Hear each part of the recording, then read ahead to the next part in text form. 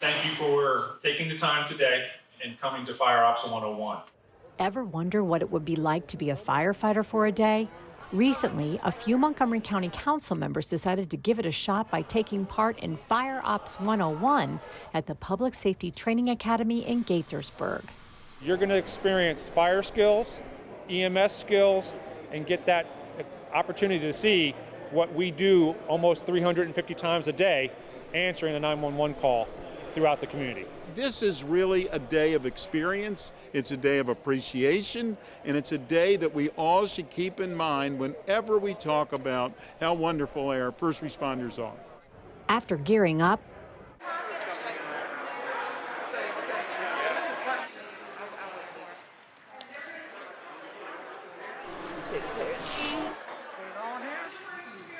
it was time to break into teams and head off to the stations.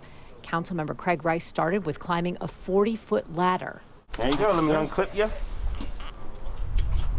All right. Strong work. Thank you, sir.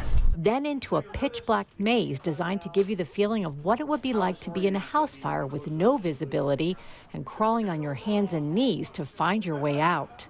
Wow. It was disorienting. It was challenging. It was dark.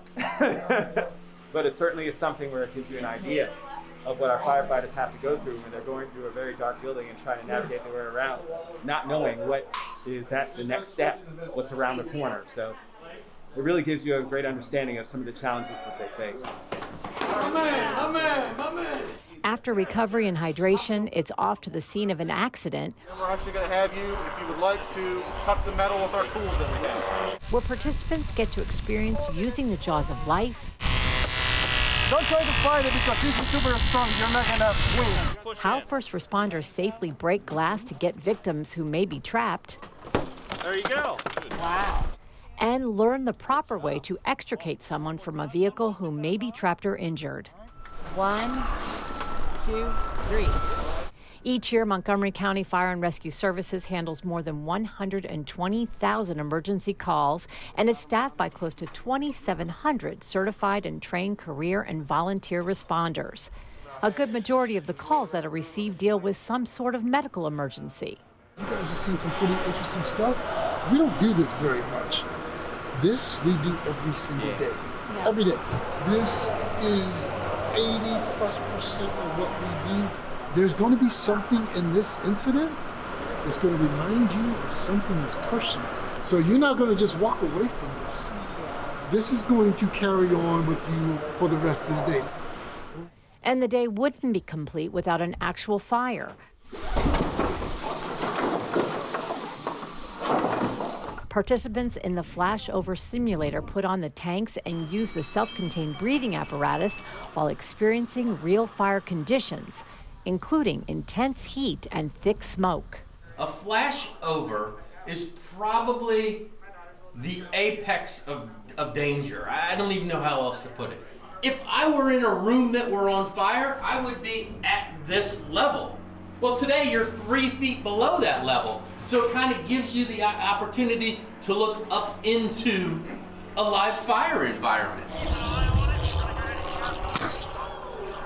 I never realized it was that fast. A career as a firefighter tests you every day. It's demanding in physical work, and firefighters must be able to make good decisions and communicate effectively. Fire Ops 101 is just a glimpse of what it takes, but participants definitely walked away with a renewed sense of gratitude for these everyday heroes.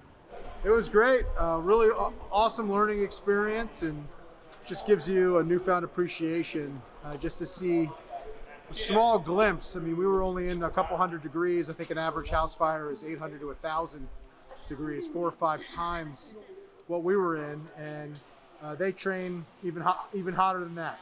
And we were only in there for one session for about 10 minutes. They do many sessions a day for 20 just to train. That doesn't even include when they're actually going out putting themselves at risk on a daily basis. So make sure you thank your firefighters and first responders next time you see them. That was a really powerful experience. So it just gives you a deep appreciation for the sacrifices that the men and women of our fire and rescue squad make every day, and how complicated it is to respond to all of the various calls they have to respond to. They have to be prepared for literally everything. And thank goodness they are, because it helps keep us all safe, and I'm going to sleep a little bit better tonight knowing they're doing what they're doing. Reporting from Gaithersburg, I'm Susan Kennedy.